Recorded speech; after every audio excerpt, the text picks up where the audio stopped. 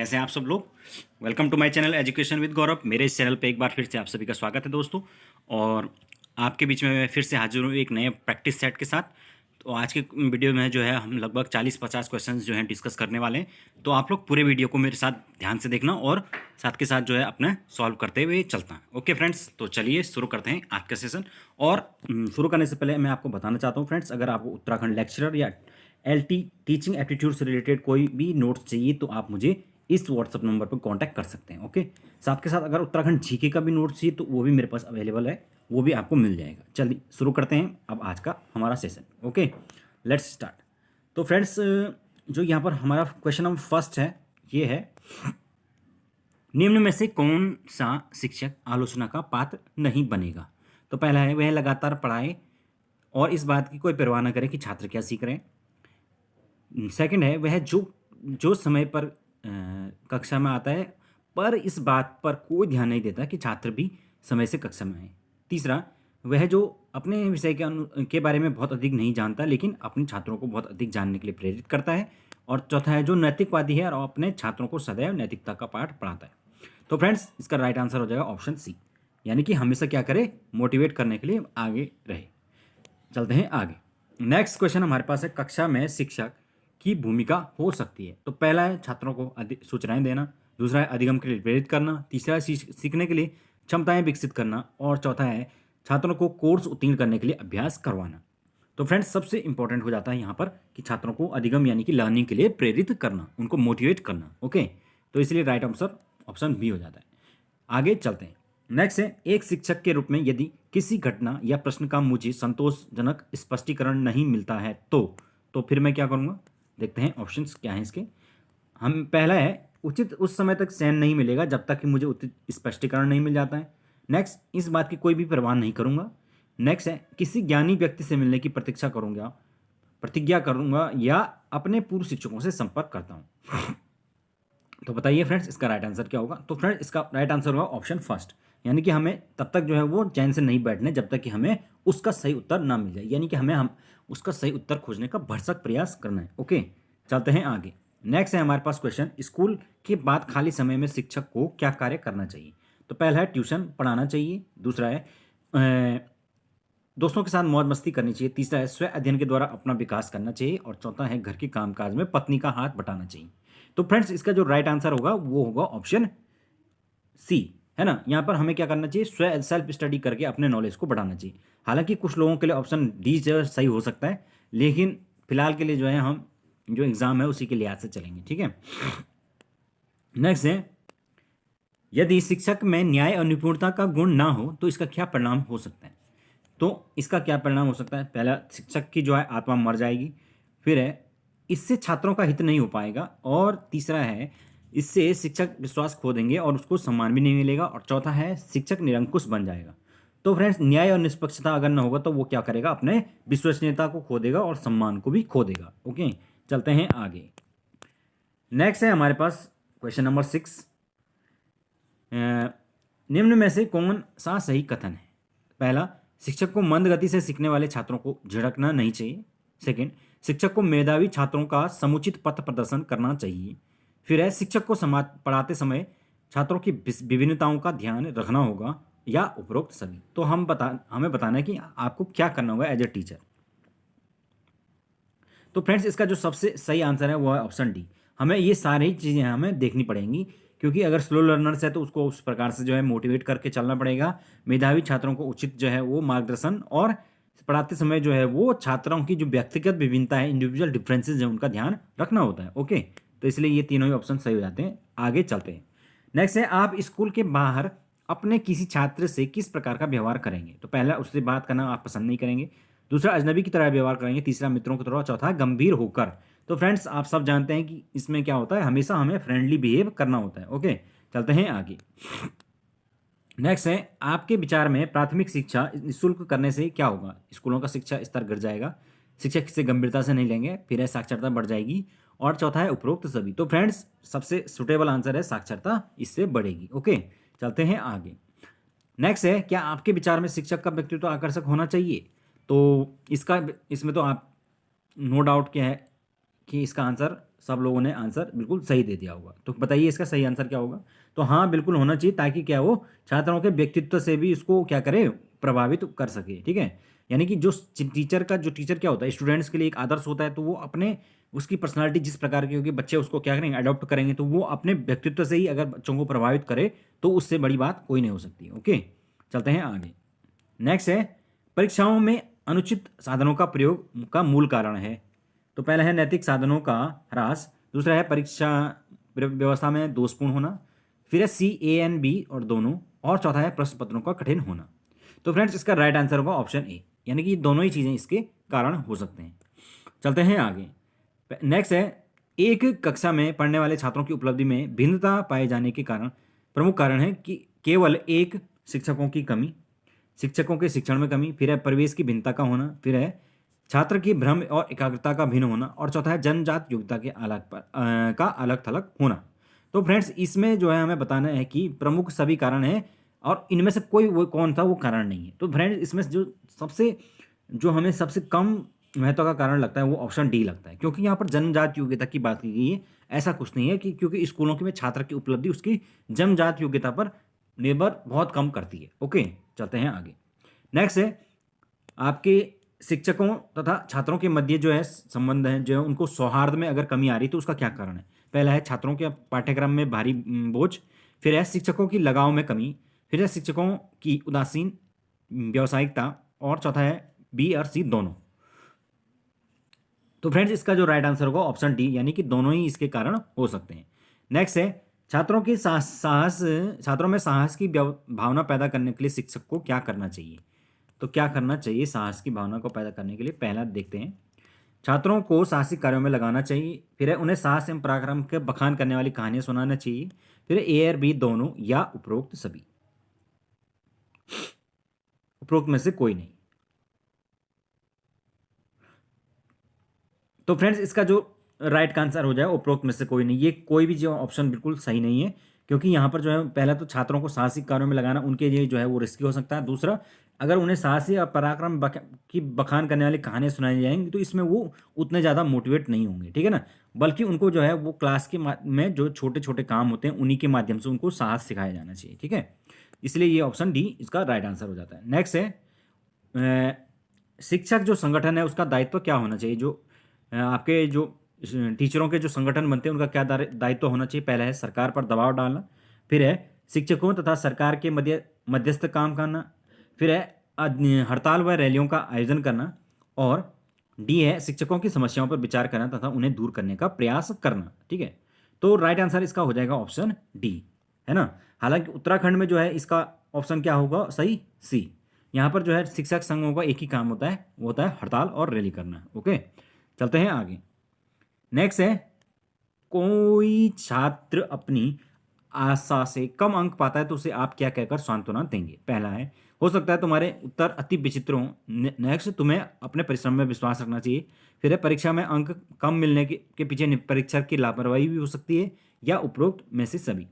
तो फ्रेंड्स इसका right answer होगा ऑप्शन बी, हमें क्या करना, हमेशा उसको मोटिवेट करके चलना होगा। ओके, चलते हैं आगे। नेक्स्ट है, कोई छात्र यदि शिक्षक के निरंतर प्रयास के बावजूद बार बार कक्षा में उत्तीर्ण होता है तो इसका संभावित कारण हो सकता है। तो बताइए इसका राइट आंसर क्या होगा। तो फ्रेंड्स इसका जो राइट आंसर है वो होगा ऑप्शन बी, यानी कि उसके जो पेरेंट्स हैं हो सकता है उसको वो ध्यान ना दे रहे हो, क्योंकि टीचर्स के अकेले ध्यान देने से नहीं होगा जब तक अभिभावक भी उसके ऊपर ध्यान ना दें, ठीक है ना। तो यही उसके कारण हो सकता है अनुत्तीर्ण होने का। चलते हैं आगे। नेक्स्ट है, स्कूलों में विभिन्न कक्षाओं में प्रवेश देने के हेतु आरक्षण का आधार होना चाहिए, मतलब किस आधार पर आरक्षण दिया जाना चाहिए। तो पहला है छात्रों का अशिक्षित एवं पिछड़ा पारिवारिक प्रवेश, फिर है छात्रों की खराब आर्थिक स्थिति, फिर है छात्र की जाति व धर्म, और डी A और B दोनों। तो फ्रेंड्स राइट आंसर होगा ए और बी दोनों, यानी कि यहाँ पर छात्रों की उनकी स्थिति और खराब उनकी पारिवारिक बैकग्राउंड वगैरह देखकर इस प्रकार के आरक्षण की व्यवस्था होनी चाहिए। चलते हैं आगे। नेक्स्ट है, समाज में छात्रों को किस प्रकार की भागीदारी वांछनीय है, आपका क्या विचार है। तो पहला है अनुदेशात्मक सहयोग की भावना, फिर है परस्पर सहयोग की आकांक्षा, फिर है रचनात्मक सहयोग की भावना और क्रियाशीलता सहयोग की अपेक्षा। तो फ्रेंड्स यहाँ पर बात हो रही कि छात्रों की किस प्रकार से भागीदारी आप सुनिश्चित करेंगे। तो उसके लिए सबसे इंपॉर्टेंट जो है इसमें लगता है वो है परस्पर सहयोग की भावना का विकास करना, ठीक है ना। नेक्स्ट है आदर्श शिक्षक के बारे में आपकी क्या राय है। तो आदर्श शिक्षक कौन होता है, तो ये सब जानते हैं कि जो क्या करेगा, छात्रों को लगातार पढ़ने के लिए प्रेरित करेगा। ओके, तो ये हमारे 19 क्वेश्चन। नेक्स्ट है अगला जो हमारा क्वेश्चन है वो क्वेश्चन नंबर है 20। देखते हैं इसके अंदर क्या होगा। हमें शिक्षा ग्रहण करनी चाहिए क्योंकि शिक्षा व्यक्ति को अर्थोपार्जन योग्य बनाती है, व्यक्ति को विद्वान बनाती है, व्यक्ति को स्वावलंबी बनाती है, या उपरोक्त में से कोई सभी। तो फ्रेंड्स इसका जो राइट आंसर होगा वो ऑप्शन सी होगा। यहाँ पर जो है वो शिक्षा जो है मेनली क्या होती है, व्यक्ति को स्वावलंबी बनाती है, ठीक है ना। ये चीज़ें बात की बात है कि विद्वान बनाती है, अर्थोपार्जन योग्य बनाती है, लेकिन सबसे मेन है स्वावलंबी बनाती है। चलते हैं आगे। नेक्स्ट है शिक्षक मुख्य रूप से किसके प्रति जवाबदेह होता है। तो फ्रेंड्स जो शिक्षक होता है वो सबसे इंपॉर्टेंट रूप से किसके प्रति, समाज और छात्रों के प्रति जो है उसकी रिस्पॉन्सिबिलिटी है, ठीक है ना कि उसके किसी गवर्नमेंट के प्रति, न तो अभिभावकों के प्रति, न तो प्रधानाचार्य के प्रति। सबसे जो प्रमुख उसकी रिस्पॉन्सिबिलिटी है वो उस समाज के प्रति है जिसके बच्चों को वो पढ़ा रहा है, ठीक है। नेक्स्ट है छात्रों को स्वास्थ्य सफाई के लिए प्रेरित करने के लिए शिक्षक को क्या करना चाहिए। तो छात्रों के नाखून कटे हैं इस बात की नियमित चेकिंग करनी चाहिए, स्वयं कक्षा में साफ सुथरा होकर आना चाहिए, फिर है स्वास्थ्य के महत्व पर प्रतिदिन छात्रों के सामने भाषण देना चाहिए। तो इसका मेरे ख्याल से सभी ने बता दिया होगा, ऑप्शन डी राइट आंसर होगा, क्योंकि ये दोनों ही जो एक्टिविटी हैं इसमें आदमी स्वयं काम करके उनको प्रेरित कर रहा है, ठीक है ना। और चौथा जो तीसरा ऑप्शन है उसमें आप भाषण दे रहे हैं, तो भाषण देने से काम नहीं चलेगा, ठीक है। नेक्स्ट है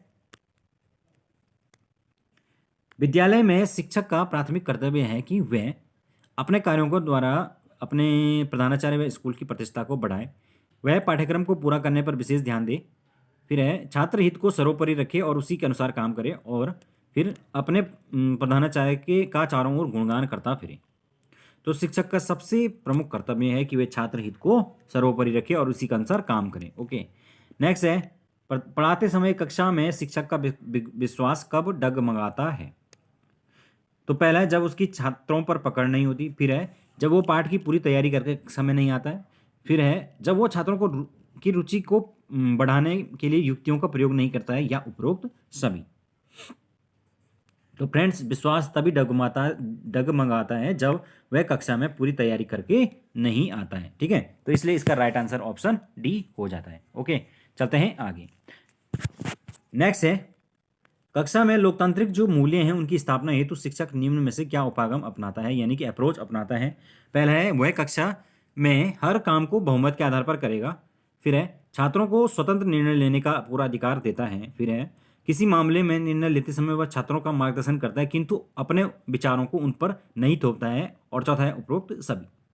तो जहाँ तक लोकतांत्रिक विचारों की बात है तो ऑप्शन कौन सा हो जाएगा सही, ऑप्शन सी, क्योंकि यहाँ पर जो है वो बात हो रही है कि वो किसी के ऊपर नहीं थोपता है। तो हमेशा लोकतंत्र में जो है वो कोई चीज़ थोपी नहीं जा सकती ना, यही बात है। चलते हैं आगे। नेक्स्ट है ग्रामीण क्षेत्रों में अधिकांशतः बालक प्रायः हाई स्कूल से आगे नहीं पढ़ते हैं क्योंकि पहला है शिक्षा चाहे जितने उच्च स्तर की हो वो उन्हें रोजगार नहीं प्रदान कर पा रही है, फिर है वे महंगी शिक्षा का खर्च वहन नहीं कर सकते, फिर है वहाँ इससे आगे विद्यालय उपलब्ध नहीं होते हैं और उन्हें उपरोक्त में पढ़ने के लिए काफ़ी दूर जाना पड़ सकता है, और चौथा है उपरोक्त में से कोई नहीं। तो फ्रेंड्स इसका जो राइट आंसर होगा वो होगा ऑप्शन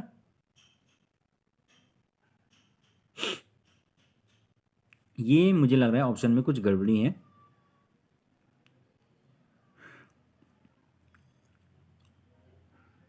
तो फ्रेंड्स इसका जो है ये उपरोक्त में से कोई नहीं बल्कि उपरोक्त सभी होना चाहिए, क्योंकि इनमें से सारे ही ऑप्शन इसके अंतर्गत हो सकते हैं, क्योंकि हो सकता है कि शिक्षा जो है वो महंगी हो, या हो सकता है वहाँ पर विद्यालय की सुविधा ना हो, या इसमें जो तीसरा कारण इसके अंदर दिया गया था कि शिक्षा चाहिए जितने भी हाई लेवल की वो पढ़ ले, लेकिन वो अगर उन्हें रोजगार प्रदान नहीं कर पा रही तो वो आगे पढ़ने में इंटरेस्ट नहीं होंगे। तो मेरे ख्याल से ये तीनों ही ऑप्शन इसके अंदर सही होंगे, तो ये कुछ गड़बड़ है इसके अंदर, ठीक है। तो इसलिए ये होना चाहिए उपरोक्त सभी होना चाहिए। ओके, क्योंकि यहाँ पर डी दे रखा है तो डी में यहाँ पर उपरोक्त में से कोई नहीं है, तो ये कोई आंसर नहीं हुआ। चलते हैं आगे। छात्रों को वाचनालय से जोड़ने के लिए आप क्या सुझाव देंगे। वाचनालय यानी कि वाचनालय क्या हुआ है, वाचनालय पुस्तकालय के लिए क्या, गृह कार्य ऐसा दिया जाए जिसमें छात्रों को वाचनालय में बैठकर अध्ययन करना पड़े, यानी कि पुस्तकालय की बात कर रहा है। समय तालिका में सप्ताह में एक कालांश वाचनालय के लिए भी निर्धारित किया गया है। कक्षा शिक्षकों को यह सुनिश्चित करना चाहिए कि सभी छात्र वाचनालय अवश्य जाएं। और चौथा है, वाचनालय के छात्रों के स्तर एवं रुचि के अनुसार उन्हें पुस्तकें पढ़ाई जाएं।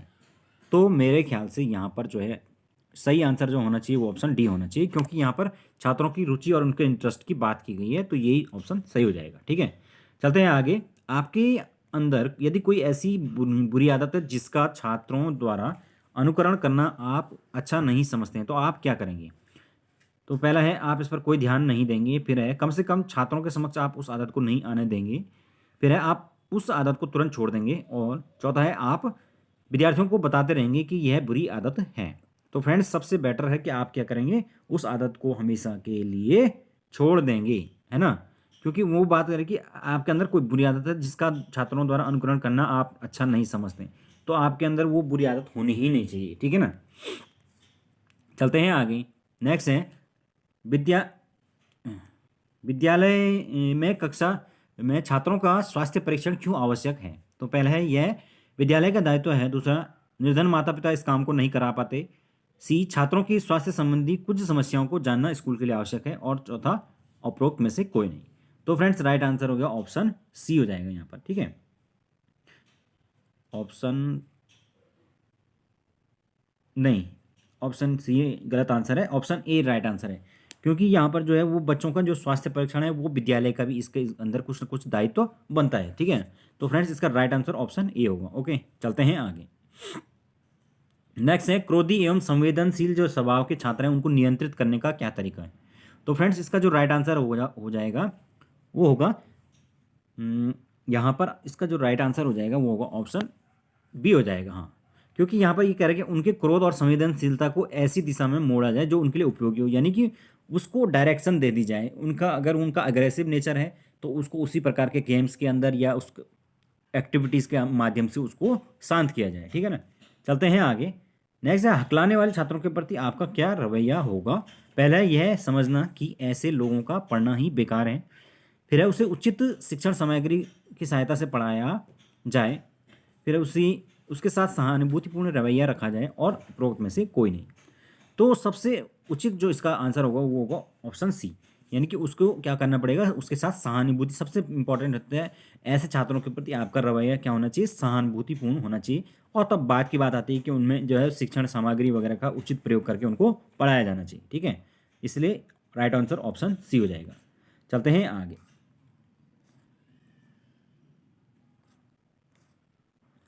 नेक्स्ट है, आपके विचार में चिंतन शक्ति विकसित करने का क्या उपाय है? पहला है, छात्रों में स्वयं अध्ययन की आदत का विकास किया जाए। फिर छात्रों की समस्या समाधान विधि से पढ़ाया जाए। फिर छात्रों की खोज और ब्रेन स्टॉर्मिंग विधि से पढ़ाया जाए, या उपरोक्त सभी। तो इसका राइट आंसर होगा उपरोक्त सभी। ये सारे मेथड जो हैं बच्चे की जो चिंतन शक्ति है उसका विकास कर सकते हैं। चलते हैं आगे। नेक्स्ट है, आपके विचार से शिक्षा में हो रहे ह्रास को रोकने के लिए क्या आवश्यक है? पहला है, छात्रों में गृह कार्य के प्रति अभिभावकों की जागरूकता। फिर है, शिक्षकों द्वारा नियमित कार्य शिक्षण, कक्षा शिक्षण। फिर है, विद्यालय में पुलिस की व्यवस्था। और चौथा है, विद्यालय में खेल की समुचित व्यवस्था। तो बताइए इसका राइट आंसर क्या होगा? तो फ्रेंड्स, राइट आंसर हो जाएगा कि शिक्षकों द्वारा जो है नियमित जो है वो कक्षा शिक्षण किया जाए। तो यही हो सकता है, क्योंकि जो है जिन स्कूलों में जो है टीचर सही से नहीं आते हैं, वहाँ पे स्टैंडर्ड नहीं है, पढ़ाई की जो है रेगुलर नहीं होती, तो वहाँ पर जाहिर सी बात है शिक्षा का क्या हो जाता है, ह्रास हो जाता है। नेक्स्ट है, भय और दंड के प्रभाव का छात्रों को अनुशासनहीनता, इस मतलब जो भय और दंड है वो क्या कर सकता है, छात्रों में अनुशासनहीनता को बढ़ा सकता है। इस कथन से आप क्या समझते हैं, मतलब आपको बताना है। अनिश्चित हैं, आंशिक रूप से सहमत हैं, पूर्णतः सहमत हैं, या पूर्णतः असहमत हैं। तो फ्रेंड्स, इसका राइट आंसर जो हो जाएगा वो होगा ऑप्शन बी। हम क्या हो सकते हैं, इससे आंशिक रूप से इससे सहमत हो सकते हैं कि हाँ, कभी कभी ऐसा हो सकता है कि जो भय और दंड हो वो क्या करे, छात्रों को सुधारने के बजाय उनको और ज़्यादा उदंडी या अनुशासनहीन बना देगा। चलते हैं आगे। नेक्स्ट है, कक्षा में शांत वातावरण तब ही रह सकता है जब क्या हो? पहला है, शिक्षक व छात्र परस्पर सहयोग से हों। फिर कठोर अनुशासन लागू हो। फिर है, केवल छात्रों का सहयोग हो, और चौथा है मनोरंजक कहानियाँ सुनाई जाए। तो यहाँ पर जो है वो ऑप्शन ए जो है वो बिल्कुल सही हो जाता है। नेक्स्ट है, किसी अनुत्तीर्ण छात्र को उत्तीर्ण करने के लिए दबाव डाला जाए तो आप क्या करेंगे? पहला है विद्यालय से अवकाश ले लेंगे, दूसरा परिस्थितिवश छात्र को उत्तीर्ण कर देंगे, तीसरा छात्र को किसी भी दशा में उत्तीर्ण नहीं करेंगे, और चौथा होता है हमारे पास सहभागियों से परामर्श कर कोई कदम उठाएंगे। तो फ्रेंड्स, इसका जो राइट आंसर होगा वो होगा ऑप्शन सी, यानी कि आप इस जो है वो किसी भी दबाव में नहीं आएंगे और छात्र को उत्तीर्ण नहीं करेंगे, क्योंकि यहाँ पर जो छात्र है वो अनुत्तीर्ण है ना। अगर यहाँ पर होता है कि छात्र जो है ग्रेस मार्क से पास हो रहा है, और मतलब उसको ग्रेस देकर, एक आध नंबर ग्रेस देकर पास हो सकता है वो, तो कृपांक दे के करना चाहिए, तो तब उस समय आप कह सकते हैं कि करना चाहिए। लेकिन यहाँ पर है कि छात्र अनुत्तीर्ण है और आपके ऊपर दबाव बनाया जा रहा है, तो आप किसी भी उस दबाव में नहीं आएंगे। ओके, तो चलते हैं आगे। नेक्स्ट है, छात्रों में अच्छे संस्कार डालने के लिए उन्हें पहला है अच्छा वातावरण प्रदान किया जाए, तो यही इसका राइट आंसर हो जाएगा। ठीक है ना, तो 27 का सीधा सीधा राइट आंसर है। नेक्स्ट है, विकलांगों की जो शिक्षा है वो भी सामान्य छात्रों के साथ होनी चाहिए, क्योंकि वे किस्मत के मारे हैं। पहला, वे सहानुभूति के पात्र हैं, तीसरा उनके लिए अलग व्यवस्था संभव नहीं है, और चौथा उनमें भी सामान्य जीवन जीने का साहस आता है। तो राइट आंसर होगा ऑप्शन डी, यानी समावेशी, हमें उनका क्या करना है, समावेशन करना है, इंक्लूजन करना है, ताकि वो भी अपने आप को सामान्य छात्रों की तरह महसूस करें। ठीक है, चलते हैं आगे। नेक्स्ट है, आपकी दृष्टि में छात्र का अधिकतम मानसिक विकास होगा, यानी कि कब उसका अधिकतम मानसिक विकास हो सकता है? तो पहला है यहाँ पर अच्छे साहित्य पढ़ने से, फिर है शारीरिक परिश्रम के द्वारा, तीसरा है मानसिक कार्यों के द्वारा, और चौथा है सांस्कृतिक गतिविधियों के द्वारा। तो फ्रेंड्स, इसका जो राइट आंसर होगा वो होगा ऑप्शन डी, सबसे अच्छा जो विकास होगा वो किसके द्वारा होगा? नहीं, ऑप्शन डी नहीं, ऑप्शन सी सही हो जाएगा, क्योंकि यहाँ पर मानसिक विकास की बात कर रहे हैं। तो मानसिक जो विकास होता है वो मानसिक कार्यों के द्वारा, यानी कि रीजनिंग वगैरह जो दी जाती है उस प्रकार के कार्यों के द्वारा हो सकता है। ठीक है, चलते हैं आगे। विद्यालय के सभी कार्यक्रमों में सहभाग करना चाहिए, क्योंकि इससे व्यक्तित्व का विकास होता है, सीखने का अवसर मिलता है, आत्मविश्वास में के विकास में सहायता मिलती है। उपरोक्त सभी सही, तो उपरोक्त सारे ही इसमें क्या है, सही है। ठीक है ना, चलते हैं आगे।